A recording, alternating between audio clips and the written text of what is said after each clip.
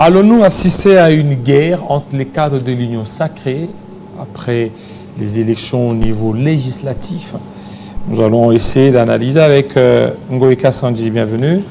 Merci Jean-David. Voilà, vous êtes serein par rapport au processus électoral tel qu'il s'est déroulé? Bien serein. Alors les 82 invalidés, beaucoup déjà attendaient plus, mais on s'est arrêté seulement aux 82. Bien, il y a des dénonciations qui tombent chaque jour. Encore faudra-t-il que ces dénonciations-là soient avérées. Donc voilà pourquoi la justice doit... Oui, parce que la plupart de ces dénonciations sont appuyées par des preuves. Il y a des vidéos qui ont circulé, des vidéos visibles.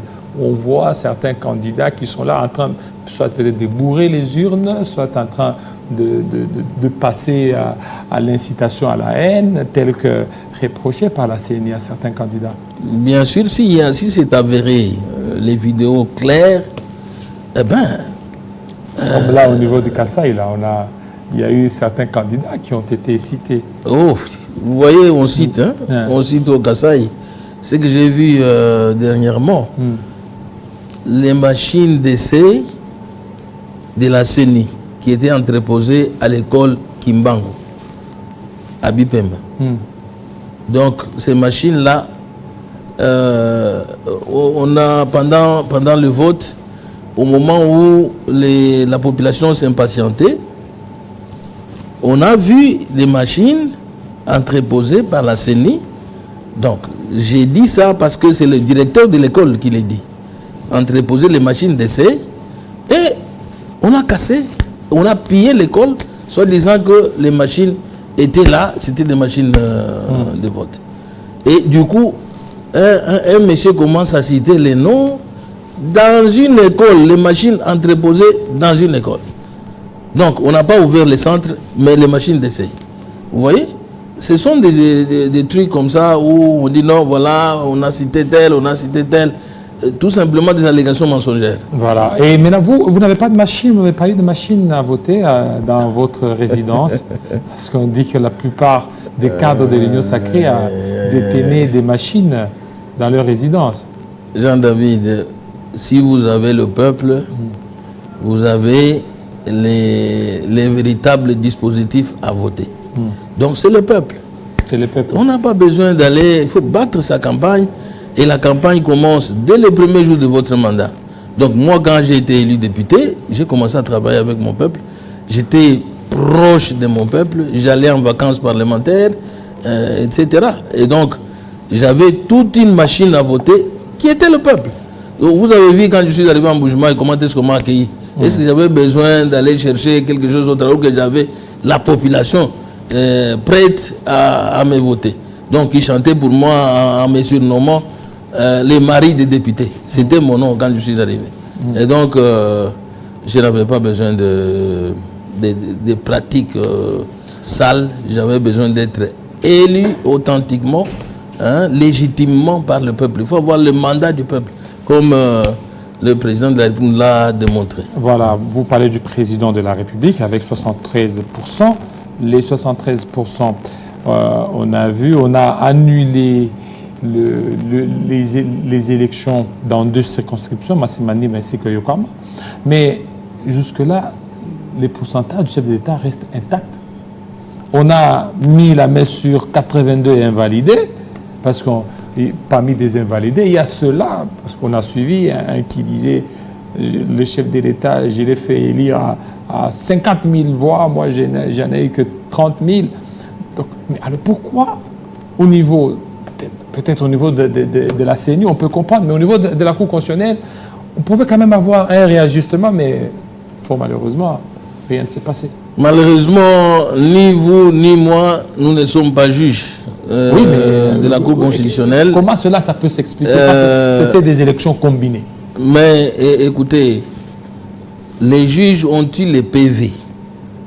Donc, il y a les PV. Quand les élections se terminent, on envoie, il y a un colis, les plis pour la Cour constitutionnelle, les plis qui restent pour la CENI, Kinshasa, et les plis qui restent pour la CENI locale. Et donc, eux ont eu accès au PV Et ils ont trouvé qu'il fallait, il y avait les éléments qui ont concouru à ce qu'on réajuste les voix du président de la République. Voilà, donc je leur donne totalement raison parce que vous n'avez pas accès au PV, ni vous, ni moi. Moi, au moins, j'ai accès au PV concernant mon élection. Mais les juges constitutionnels avaient leur colis, leur PV, et c'est sur base des PV qu'ils ont travaillé, qu'ils ont décidé de réajuster les voix. Réajuster des voix. Oui. Alors, aujourd'hui, la situation telle qu'elle se présente, l'attente devient encore longue par rapport à la publication des résultats provisoires au niveau de la CENI, des élections législatives, bien sûr. Mais vous ne voyez pas qu'avec ça, ça laisse la place aux spéculations de tout genre. Bien, écoutez, vous savez, je n'entre pas, je ne connais pas les raisons pour lesquelles la CENI traîne à publier les résultats. Mais vous savez qu'il y a les cours qui ont été saisis. Hein. Donc il y a le Conseil d'État qui a été saisi par les candidats invalidés, bien sûr. Et il y a ces procédures-là qui suivent leur cheminement. Et il y a certaines obligations. Hein. Peut-être si la CENI a été saisie en recours aussi pour répondre, il y a des timings, etc. Peut-être que c'est cette raison-là. Je n'entre pas dans les décisions de la plénière de la CENI, mais je suppose que c'est autour de ces points-là qu'il y a le retard de la publication. Mais ça, c'est vous qui le dites. Est-ce que ce n'est pas le temps peut-être de réajuster pour faire plaisir à X regroupement, à Y, question d'un certain repositionnement? Bien, moi, je crois que le président Kadima de la CENI nous a rassuré qu'il n'y aurait pas de députés nommés. Il l'a dit, il l'a répété. On ne peut que voir sa rigueur dans son agissement. Donc c'est un homme qui se présente comme celui qui tient parole. Et donc, vous savez, quand quelqu'un est élu par le peuple, il est légitime.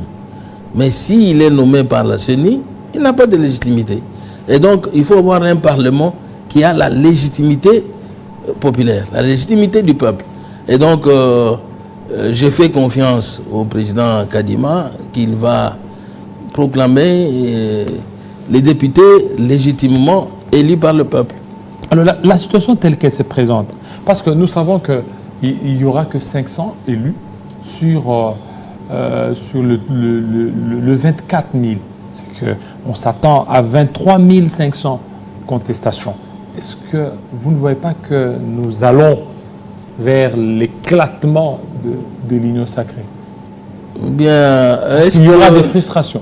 Est-ce qu'il y aura réellement des contestations? C'est le droit de chacun de contester, mais il faudrait réunir les preuves pour contester l'élection de celui qui a été proclamé.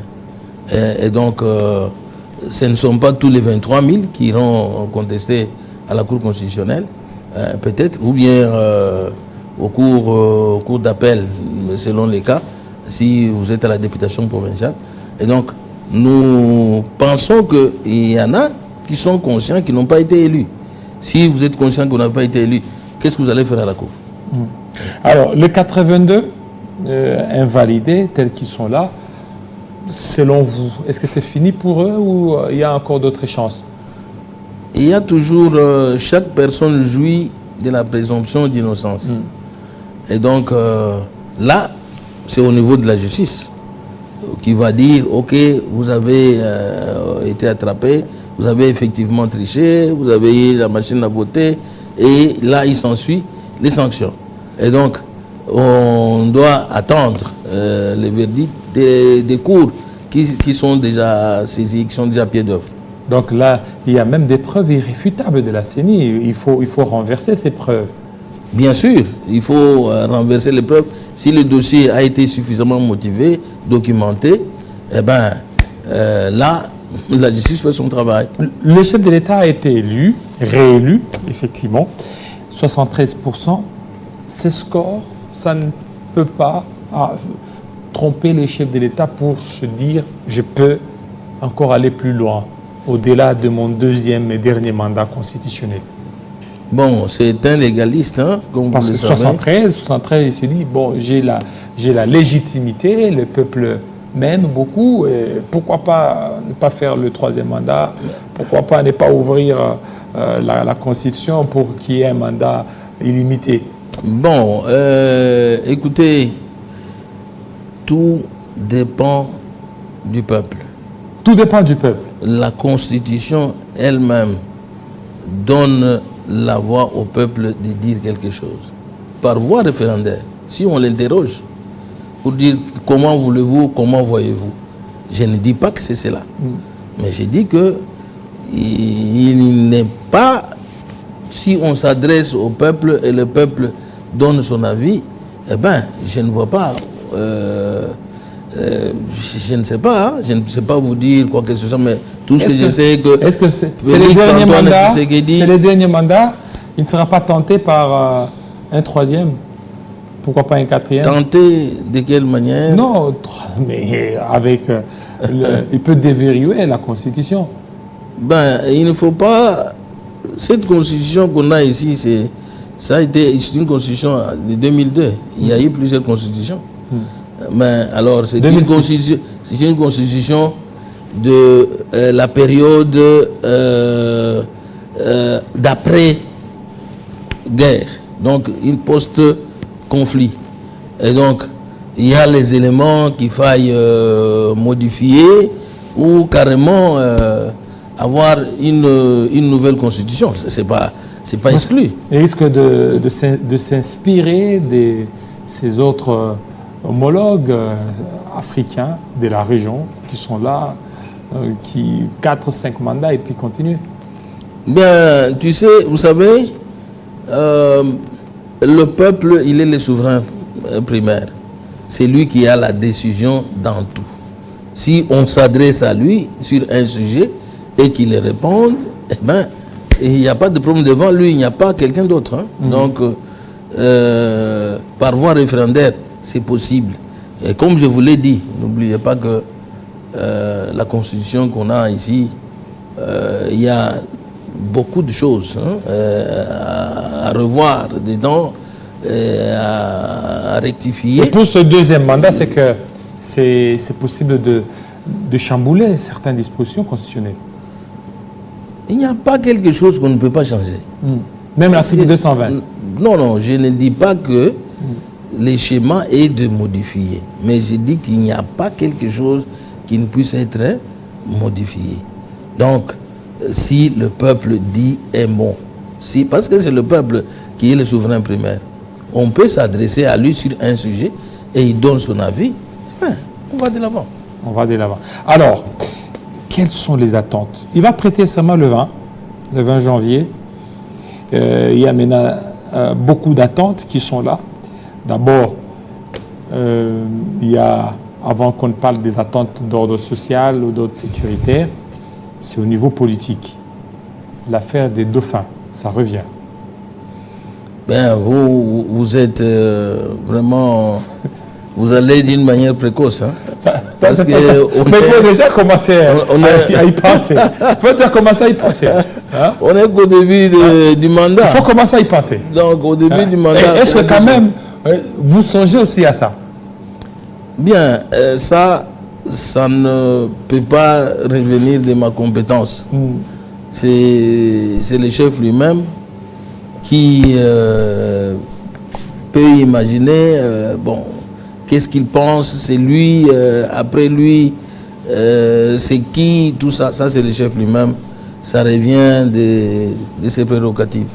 Alors, quelles sont maintenant les attentes aujourd'hui? Le chef de l'État a été réélu. Le peuple d'abord, la population ou le peuple attendait lors de son premier quinquennat qu'il y ait l'amélioration du social. Ça n'a pas été le cas.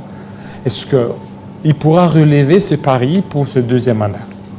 Bien, le social vient à la première position. Il y a aussi, il faut que le pays soit ouvrir l'intégrité du territoire national. Oui. Et donc, ceci veut dire qu'on doit chasser tous les aventuriers qui sont à l'est là-bas pour que notre territoire soit intact. La paix. Alors qu'est-ce qui sera fait? Parce qu'on a vu toutes les stratégies qui ont été mises en place par l'Union sacrée pour mettre fin à l'insécurité dans l'est de la République démocratique du Congo. C'est comme si ça patauge. C'est comme si ça patauge. On a fait appel, le gouvernement a fait appel à la CAC. La CAC est partie, on a fait appel maintenant à la SADC. Mais jusque-là, l'insécurité demeure. Bien, comme vous le savez, la question de l'Est ne date pas d'aujourd'hui. Du temps de Félix Antoine Tshisekedi Tshilombo, ce sont des problèmes qui datent de 1996. Et donc, cette partie-là est toujours objet d'attaques, d'insécurité, des incursions du Rwanda, etc. Donc, il faut trouver des solutions durables, des solutions qui ne font pas que notre armée soit de nouveau infiltrée. Donc il faut avoir, parce que les histoires de brassage, les gens vont faire la guerre et puis ils intègrent l'armée, on les nomme généraux, ainsi de suite. C'est ça que Félix Antoine Tshisekedi Tshilombo ne veut pas. Donc maintenant, nous devons défendre l'intégrité de notre territoire. Et voilà, il faut préparer l'armée d'une manière, l'équiper, ainsi de suite, c'est le travail qu'il est en train de faire, et attaquer ceux qui nous attaquent, ceux qui ne veulent pas écouter, ceux qui ne veulent pas se contenter de leur pays, qui veulent chaque fois déstabiliser le Congo, qui trouvent leur dividende en déstabilisant le Congo, eh bien, on sera frais de leur faire la guerre. Alors, les attentes alors pour le Kasaï. Le Kasaï, pour ce deuxième quinquennat, attend quoi? Parce que jusque-là, on a vu, il y a eu beaucoup de moyens qui ont été déboursés pour le premier quinquennat. Quant à ce qui concerne l'énergie électrique, rien n'a été fait. La pauvreté, et on a vu l'exode rural. Beaucoup de nos frères sont allés au Katanga, sont allés dans l'est de la RDC, presque partout, parce qu'il y avait la misère. Bien, comme vous le savez, le travail se fait. Quand on commence, il y a des actions qu'on mène qui ont leurs résultats à court terme, court, moyen et long terme. Donc l'action que vous avez commencée aujourd'hui, vous ressentez les résultats à moyen terme et à long terme. Et donc aujourd'hui, je vous informe que nous avons l'électricité de Toubitoubidi, de la SACIM que j'avais laissé là. Le chef de l'État a fait que ça puisse, a pourvu à la ligne électrique. Donc l'électricité va arriver, il est déjà en bougement pratiquement. Et là, la question de l'eau trouve également des solutions. Donc les PME peuvent tourner avec cette électricité-là. Mais ce n'est pas seulement ça, la solution finale. Il y a aussi la centrale photovoltaïque qui doit être actionnée, dont les travaux ont déjà commencé et on doit les achever. Il y a également Tchala, l'Amiba a signé avec une société pour pouvoir augmenter la capacité de l'énergie et produire de l'électricité. Il y a également le projet de KFW. On aura une centrale de 8 MW. Donc tout cela va faire en sorte que nous puissions booster l'électricité et la desserte en eau, dont les travaux de... Maintenant même là, on est en train de placer les tuyaux, les pompes pour desservir la population. C'est gratuit, hein, ça se fait en Bujumaï. Donc il y a les travaux de construction des châteaux d'eau pour desservir la population par système gravitaire. Donc qui ne demande pas beaucoup d'énergie pour la desserte en eau. Ces deux questions trouvent déjà des solutions au cours de ce mandat. Il y a le désenclavement de la province qui reste une priorité pour recevoir et évacuer. Et là, je vois directement nous connecter vers le port de proximité, le port de Lobito, la nationale numéro 1, numéro 2, pour que la province du Kasaï oriental qui est enclavée puisse vraiment produire et recevoir ce qui vient de l'extérieur. Nous avons une vocation agricole, nous ne sommes pas simplement miniers, mais nous avons une vocation agricole. Nos produits doivent être exportés aussi pour pouvoir avoir un plus-value. Donc voilà. Et maintenant, ici, vous ne parlez pas de la relance de l'AMIBA. Il y a la relance de l'AMIBA. Le chef a dit lui-même lors de son meeting à Mbujimaï que la question de l'AMIBA et de l'assassin, ce sont des questions qui lui reviennent. Qu'on lui laisse, il a déjà des solutions. Voilà, merci beaucoup Ngoïka Sandji. Merci. Surtout de votre passage. Merci. Et vous ne comptez pas revenir à la tête de Sangabalende, de Banjelu Nebasantou? Bien, je pense que le moment venu, nous allons lever l'option. C'est les vœux de tous les fanatiques. Les vœux. Mais à un certain temps, vous étiez prêt pour aussi la FECOFA. Bien sûr, on a prolongé la mission de l'équipe qui est là. La CAF a prolongé, la FIFA. Je pense que c'est pour l'année prochaine, hein, si les élections vont se tenir, ou si on ne prolonge pas encore la mission de l'équipe qui est mise en place. Voilà. Merci beaucoup. Merci à vous, fidèles téléspectateurs. Merci, vous qui nous avez suivis. Restez branchés sur Télé 50 tout à l'heure, la grande édition d'Arlette Boutella. Il sera 20h en Mbujimaï, 20h dans l'Est de la République démocratique du Congo, 19h ici à Kinshasa. Portez-vous très bien. À très bientôt.